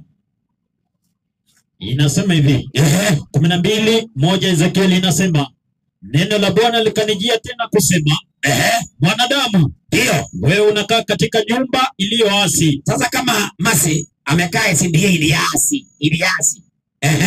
Watu ambao wana macho ya kuona ila hawaoni. Kwa nini? Wana masikio ya kusikia ila hawasikii. Kwa nini? Kwa maana ni nyumba iliyoasi. Kwa hivyo basi mwanadamu, Masi, funga tayari vyombo kwa uhamisho. Ufanyaje? Ukahame wakati wa mchana mbele ya macho yao. Alafu anasema sihami. Masi hama, mbe maiki. Mungu anasema ufanyaje? Nyumba ikiasi, ufanyaje? Hebu ndio basi je. Haya, mbe arudie basi. Inasema hivi 12:1 Ezekieli. Inasemaje? Neno la Bwana likanijia tena kusema, limekujia Masi leo kumwambia, mwanadamu, Masi, wewe unakaa kati ya nyumba iliyoasi. Tumekubaliana SDA imeasi. Watu ambao wana macho ya kuona ila hawaoni. Maliza. Wana masikio ya kusikia ila hawasikii. Kwa nini? Kwa maana ni nyumba iliyoasi. Kwa hiyo basi nani? Mwanadamu, Masi, funga tayari vyombo kwa uhamisho. Ukahame wakati wa mchana mbele ya macho yao. Mungu anasemaje? Nyumba ikiasi ufanyaje? Tuame. Na tumepata SDA imefanyaje? Imeasi, si ndio? Kwa hivyo Masi ufanyaje? Hiyo kama 60 Haya, mpe nikuonyeshe kuhama ndio mbele. Endelea na andiko. Anasema hiyo kuhama sielewi. Inasema hivi. Inasemaje? 12 Ezekieli. Inasema hivi. Mwanadamu, wewe unakaa kati ya nyumba iliyoasi. Safi. Watu ambao wana macho ya kuona ila hawaoni. Safi. Wana masikio ya kusikia ila hawasikii. Kwa maana ndio nyumba iliyoasi. Kwa hiyo basi mwanadamu, funga tayari vyombo kwa uhamisho. Ukahame wakati ya mchana mbele ya macho yao. Nawe utahama toka mahali pako hapa, utatoka SDA mpaka mahali pengine, mpaka uende kwenye kusanyiko lingine. Ndio hiyo. Ngoma hiki. Sasa umeelewa? Mimi vile naelewa. Unaona ile time tulikuwa Sunday. Tukama tukajua sabato ya Saturday. Na hiyo ndio sabato. Mbona huko kaa Sunday? Sunday sasa ndio hiyo nyumba ya kuwa. Nilielewa Sunday iko kwa Biblia. Sasa kwa hivyo sabato ulipojua Sunday haiko kwa Biblia ukaha? Nikaama hiyo nyumba ya kuwa. Haya, leo umejua utatu hakuna kwa Biblia. Mimi hiyo mambo utatu mimi mwenyewe najua. Kwa hivyo unajua utatu hakuna kwa Biblia? Hiyo utatu mimi uelewa. Mungu amenipea kuelewa hivi. Mungu akamtuma mwana, huyo ni mwana. Hiyo unaona tu. Utatu si hivyo. Mpe nikuonyeshe utatu. Uniambie kama unafundisha hivyo, mpe huyu. Nisaidie SDA inafundisha nini? Unajua wewe ulienda kwa Sunday ukahama kwa sababu Sunday wanasema Sunday ni siku ya Sabato. Ukajua kumbe ni uongo. Sasa sikia. Haya, mpe huyu. That inasema there is one God, Father, Son, and Holy Spirit. Haya, mpe maiki. Masi, wewe unaamini Mungu ni Baba, Mwana na Roho ndiye Mungu mmoja? Hebu nikueleza kabisa vile mimi naelewa. Ndio nieleze. Unajua Mungu ako. Unaona Mungu akamtuma Yesu. Unaona Yesu akikufa pale msalabani. Sasa ninauliza hivi, hiyo ni vile unaamini. Wacha nimalizie. Vile Yesu akasema atatuma Roho Mtakatifu. Roho Mtakatifu ni mwenye kupatia. Kwa hivyo Mungu ni mmoja aliyetuma Yesu. Mungu ni mmoja. Sasa hapa inasema Mungu huyo mmoja ni Baba, Mwana na Roho. Unaamini hivyo? Mimi naamini kuna Mungu, Mwana na Roho. Kwa hivyo uamini hivi? Mimi naamini kila mtu hapa ako na kazi yake. Hakuna sasa kazi. Hapa mpaka ujibu. Hebu nisomee hapo. Nisomee hapo. There is one God. Aya, sasa hiyo tunatakana hapo kuna kitu iko hapo. Tukoro ni tuwili tuko hapo, si ndio? Sasa wanatakana watuambie huyu Mungu mmoja ni nani? Wanasema ni nani? Sasa ya vitabu sababu ya vitabu tena ndio. There is one God, Father, Son, and Holy Spirit. A unity of three. For internal persons. Kwa hivyo sasa wewe vile umesoma hapo, usiache hiyo kitabu kaa naye. Ukiulizwa sasa hivi vile umesoma hapo, Mungu mmoja ni nani hapo? Vile umesoma? Mungu mmoja ni Mungu. Mungu Baba yetu. Ndio umesema hapo. Hebu soma hapo. There is one God Father, Son, and Holy Spirit. A unity of three. Ko Internal persons. Kwa hivyo kulingana na hiyo andiko, Mungu ni three persons, ndio. Kulingana na hiyo maneno. Kulingana na hiyo maneno ni hivyo. Na wewe unaamini hivyo? Mimi siamini hivyo. Kwa hivyo hapo ni wazi ama si wazi? Hapo watu walichanganyikiwa hapo. Sasa tutaendelea hapo Muhammad. Mimi nakwambia. Nijibu swali. Suri hama Sadi kwa sababu haiko kwa Biblia. Si nilifanya wame Sadi? Mazi. Yes. Hiyo iko kwa Biblia, hiyo umesoma hapo. Mimi jibu swali. Hiyo iko kwa Biblia hiyo? Ndio hapana? Imeandikwa, unajua. Nauliza hivi, wewe usitupe maelezo mengi. Hii maneno ya kusema Mungu ni Baba, Mwana na Roho iko kwa Biblia? Hebu mbe huyu. Hebu nisomee Wakorintho wa kwanza 8:6. Nimfundishe Masi. Masi wacha kushikilia dhehebu. Itakuua. Sijashikilia dhehebu. Umeshikilia? Umeshikilia Yesu. Hebu mbe huyu. Umeshikilia Yesu. Sasa ngoja, saa hii unajua kama unashikilia Yesu. Si anasema ameshikilia Yesu? Ndio. Nisaidie kitabu cha Yohana 6:27. 6:27. Ameshikilia Yesu. Haya Yesu, Masi amekushikilia. Wacha tuone kama ameshikilia dhehebu. Anasema hivi, Yohana 6:27. Twende. Biblia inasema, inasemaje? Msikipende kazi chakula chenye kuharibika, bali chakula kidumucho hata uzima wa milele, ambacho mwana wa Adamu Yesu atawapa. Kwa sababu huyo Yesu ndiye aliyetiwa muhuri na Baba, yani Mungu. Kwa hivyo mpe maiki. Mase, Yesu amesema Mungu ni nani? Ni Baba. LCD imesema Mungu ni nani?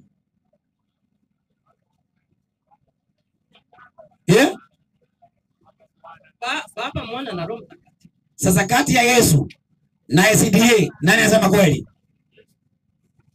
Yesu ni vile anasema SDA, bado watu wako pale wanafaa wajisomea waelewe, unajua. Wacha nikwambie kitu moja. Unajua SDA, unaenda SDA wapi wewe? Ni kanisa gani unaenda hapa Nairobi? Ama ni Sauli Moyo? Unaenda gani? Kahawa West. Wacha nikwambie kitu moja, Masi. Hatuongelei SDA ya Kahawa West ama ya Sauli Moyo. Tunaongelea SDA kama mfumo, kama system. Sasa ile system ndio imeweka hilo. Unaona hii? Na nikwambie kitu moja. Ukienda Sabato, useme huamini hii na udhubutu tu hii. Hii inaitwa imani ya SDA namba 2. Kama hauamini na kuambia unavutwa ushirika kama huamini hii. Kwa hivyo wewe ukienda huko kwa kanisa useme huamini hii, wanakuvuta ushirika mara moja.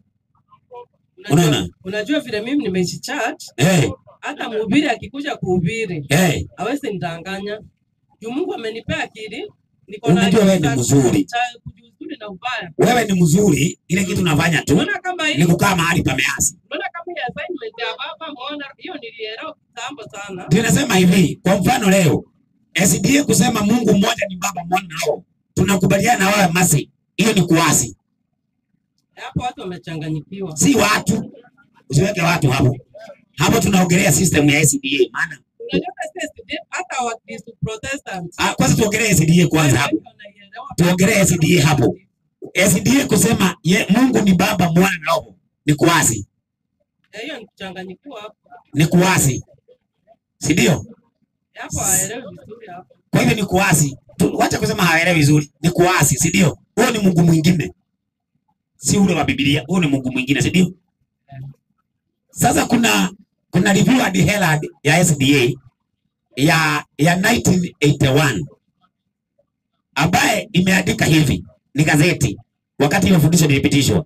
Wanasema wali adopt fundisho la Trinity wakawa another Catholic organization walipo adopt. Wewe unaweza enda Catholic ya Pope, unaweza enda ushiriki huko. Sasa uko kwenye SDA, kwenye Catholic ya Pope, Mungu mmoja ni Baba, Mwana na Roho. Hiyo Catholic ya Pope. Hiyo SDA unaenda, Mungu ambaye anaabudiwa huko ni Mungu Baba, Mungu Mwana, Mungu Roho. Sasa tofauti ya wewe na Catholic ni nini? Isipokuwa tu ni siku. Na Mkatholiki si ni siku tu. Mungu muna huyu mmoja wa utatu. Sasa wewe ndio unaenda unasema siamini hivyo. Sasa kama uamini hivyo unakaa nini kwa kanisa za wenyewe? Si utoke. Maana huko kwa kanisa ya wenyewe. Uende wapi? Si uende kwa kweli. Si nishajibu hiyo swali. Wawili au watatu wamekusanyika na kweli, au ndio kanisa la Mungu. Huwezi kukaa kwa watu wameazi hata ukiuliza unaenda wapi. Mungu hajawahi kosa kanisa lake duniani, na kanisa lake si dhehebu, ni watu wakubaliao ukweli. Sasa wewe umekusanyika huko, unajua kuna mtu alisunguka, ukienda kusoma kitabu cha Great Controversy. Kuna mtu aliambiwa Yerusalemu itaangamia.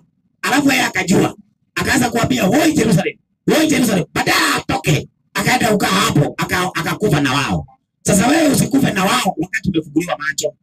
Hama okoa nafsi yako mazi. Kupenda kwao ni kuwafundisha. Basi enda kwa wafundishe basi.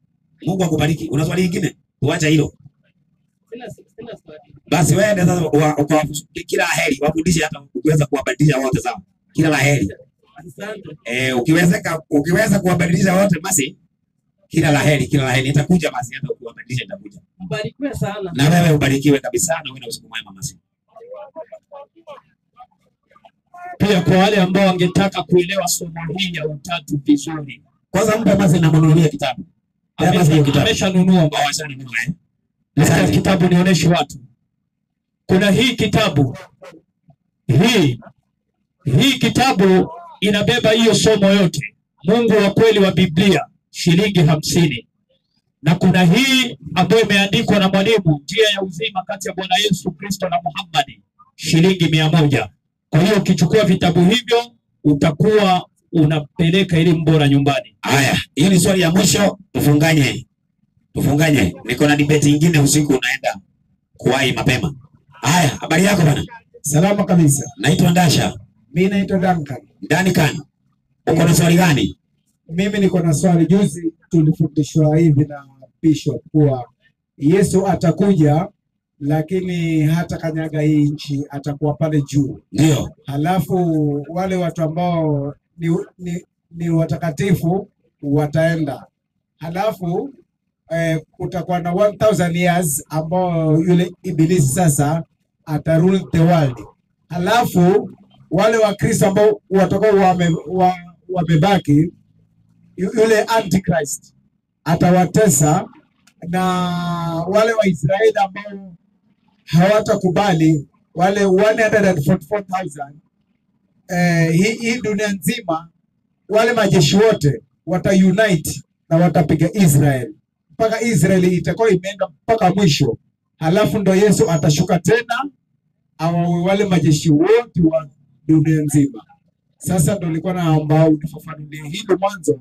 Halafu ingine ni kwamba hii chapa ya 666 mpaka Yesu aende na wale watu ndo yule antichrist ailete, ama ile 66 iko tayari kwenye system. Hayo tu.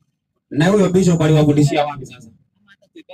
Sitataja kwa sababu ya security purposes, lakini hapa Nairobi. Okay. Sasa ile kitu iko ni kwamba Biblia inafundisha kwamba hebu mpe usikie. Msomaji kwanza nipe wa Thessalonike wa kwanza 4 mstari wa 16. Inasema hivi, inasemaje?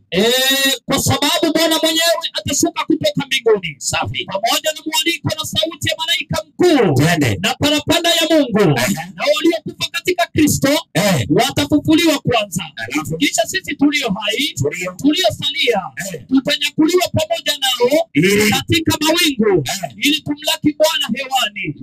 Kwanza kitu cha kwanza, Yesu akija ni kweli hata kanyanga dunia. Lakini watu ambao ni watakatifu watafufuliwa. Na wale watakatifu hai, wote wataambatana na wamlaki Bwana hewani waende. Sawa Sasa kutoka hapo si wale wamemlaki Yesu hewani wameenda mbinguni. Wameenda Aya mpe sasa. Sasa nisaidie 25. 25:33 Yeremia. 25:33 kitabu ni cha Yeremia. Inasema hivi. Inasemaje? 25:33 kitabu ni cha Yeremia. Inasemaje? Inasema hivi. Waliouawa na Bwana siku ile watakuwepo upande wa dunia, hata upande wa pili. Hawataliliwa wala kukusanywa wala kuzikwa. Watakuwa samadi juu ya uso wa nchi. Tunapata wale ambao ni watakatifu wameshaenda, wale watakuwa hai. Yesu akija, wote watakufa, watauawa. Mtu atakufia mahali hapo. Kama uko kwa hali utakufia hapo, na hakuna mtu atawazika ama kuwakusanya. Kila mtu atakaa hapo miaka 1000. Shetani naye atakuwa amefungwa, kwa sababu shetani kufungwa kazi yake ni kudanganya. Watakatifu wameshaenda na wenye dhambi wameuawa, amebaki peke yake, ni kifungo sasa hapo. Sasa wakati watakapo wale wakitoka mbinguni miaka 1000, shetani naye atafunguliwa kwenye kifungo chake. Wakati anafufuliwa hawa wenye dhambi watafufuliwa baada ya miaka 1000 yenye wale walienda mbinguni. Sasa hiyo miaka 1000 dunia itakuwa haina mtu. Ndio usikie. 23 Yeremia 4:23. Mpinga Kristo atawali ate watu wa Mungu wakiwa wameenda. Mpinga Kristo anawatesa watu wa Mungu. Watu wa Mungu wanaokolewa kutoka kwa mpinga Kristo akiwa ameshawatesa, ndio wakifika mbinguni wanasema ni hawa ni akina nani? Hawa ni wale wametoka kwenye dhiki, wameteswa na yule mpinga Kristo. Si ati mpinga Kristo watu wa Mungu waende na yeye akuje. Mpinga Kristo anatesa watu wa Mungu. Hana haja na wenye dhambi. Sasa mpinga Kristo atabaki na wenye dhambi, wafanyane nao nini? Soma andiko. Naliangalia nchi, na tazama ilikuwa ukiwa, haina watu. Haina watu. Watakatifu wameenda, wenye dhambi wameuawa. Dunia hakuna watu, shetani peke yake. Anakuwa amefungwa miaka 1000. Umeelewa? Hapo nimekuelewa. Asante. Haya, sasa ndo nataka nikuulize kuhusu hiyo mambo ya 66 hii system. Si imeshaanza ama iko? Paulo wakati anaposema katika Wathesalonike wa 2:7 anasema mpaka sasa hivi inatenda kazi. Halafu ukisoma unaomba kwamba utakuwa uweze kusafiri, utakuwa uweze kununua kitu, utakuwa uweze kupata government services. Hiyo ni siku watapitisha sheria hiyo. Kuna sheria inakuja na hapa mbele, ndio wanapanga, ambayo watakuja wapitishe kitu inaitwa Sunday law. Ikipita Sunday law, ndio hiyo mateso itaanza ya watu kukosa kununua na kuuza. Asante, Mungu akubariki. Haya, tuombe tuweze kumalizia hapo. Watu wangapi wameelewa? Kwanza, watu wangapi wameelewa mkutano? Watu wangapi wamependa? Kwanza nataka tuelewane kitu moja. Maana hatuwezi kukuja hapa kila siku ati tunasimama. Hapa mahali nataka tupaweke na utaratibu ambao unaonekana ni mahali panasomwa maneno ya Mungu. Watu wangapi hapa wanafanyaga kazi? Wanawoni pesa na mkono yao. Kila mtu hapa anatakikana akuje na kiti. Sawa Unajua, wacha niwaambie, hii maneno ya Mungu tuache kuifanya kienyeji. Wacha tuifanye kitu ambaye inaonekana kweli hawa watu ndio utaratibu. Unaona Sasa mtu akija na kiti yake, kama sio hivyo tutakuja kufanya hata harambee. Hapa tunachaga kila siku tukiweka. Paka tukaba vitu zijaya hapo. Alafu hapa tuanza kupaka vitu zinaonekana. Kama ni Waislamu kutoka Tanzania waje tufanye debate hapa. Debate nzuri. Watu wangapi wanauga hiyo mkono? Basi kujeni mchage hapa, tunaanzia hapa. Nani atakuwa wako tuwekea pesa? Na si mtu wa kukula. Tusiweke pesa hapo kwa kila mtu, na tukikoja kuuliza ameshakula. Hiyo hapa. Ni hivyo. Unajua hii mambo ya Mungu tufanye ikiwa serious bwana. Kila siku hapa tunachaga, na mwenye ambaye anasema tusichage hata asikuchage. Na hata asitusikilize. Kama kuna mtu anaona kuchaga mbaya, hata asitusikilize. Kujeni hapa. Kuna mtu anaenda hapa. Kujeni mweke hapa. Tunaweka hapa paka tupate viti. Simuingie. Ama ni kitu gani kinawazuia? Ni hizi waya. Ni hizi kamba. Pugueni sasa kamba, tunamaliza. Hii maneno ya Mungu. Unajua sasa hao watu wanadanganya, alafu ndio wanakaa mzuri. Wanaweka vitu vizuri vizuri, wana maspika ya bei kali, wana nini. Sasa hata sisi tutachaka hapa tupate hizo vitu. Hapa tutapatengeneza pakae vizuri. Na hatutoki hapa. Si ndio? Hatutoki hapa. Hapa tunapafanya kuwa mahali pa kujifundisha neno la Mungu. Si ndio? Igieni mchange. Na mbona hawa watu msindani kuweka hapa sadaka? Ama kuna wengine tuko pamoja na wao. Hata kama ni 10 weka. Ile uko naye weka hapo. Alafu tunaziweka paka tupate viti. Ama nikopea simu. Labda simu 07 hapa tutakuwa tunachanga kila siku. Nenda kikija hapa. Tunachanga lakini pesa ikuliwi na mtu. Hii pesa tunaiweka paka tununue vitu. 0705 07. Na wale wako kwa mtandao, andikeni hii namba. Hizi pesa mnatuma hapa, tunanunua vitu. Unaona kama ni viti gapi zinaweza toshea hapa? Kama viti gapi? Kama viti 500, si ndio? Viti 500, 0705 602 959. Viti 500 ni kama pesa gapi? Mwenye mtu mmoja tuhesabie bio. Tunaweza pata 500, si ndio? Viti 500. Pesa gapi? 700 bwana, tutoe wapi hapa? 700 bwana, wewe hujahesabu mzuri. Tukinunua horo tutapata na rahisi. Haya, tuhesabu tujue tunapoomba. Tujue nani amepata viti 500. Tunahitajika pesa ngapi? Gapi? 250,000. Mtajikakamua blaza. Mtajikakamua. Hizo lazima tuzipate. Lakini vile nimeona mmekuja hapa kweli tutafikisha.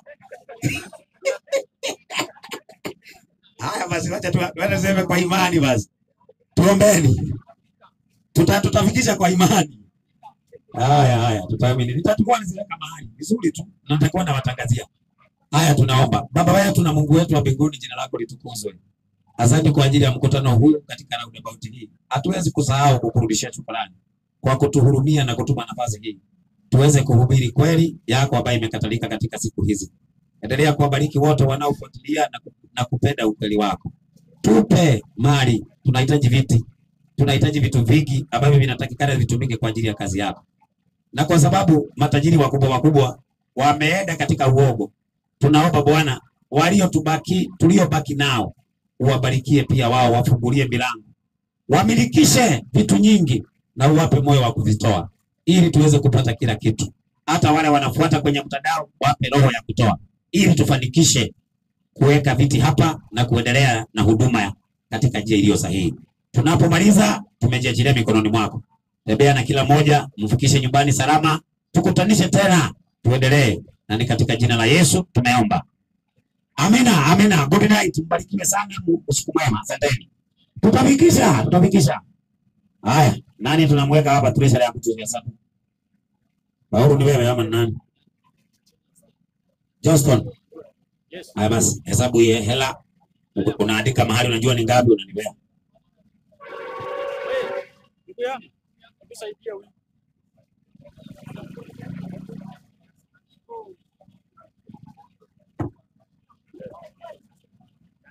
Sichange na hiyo kapitao. Kidogo.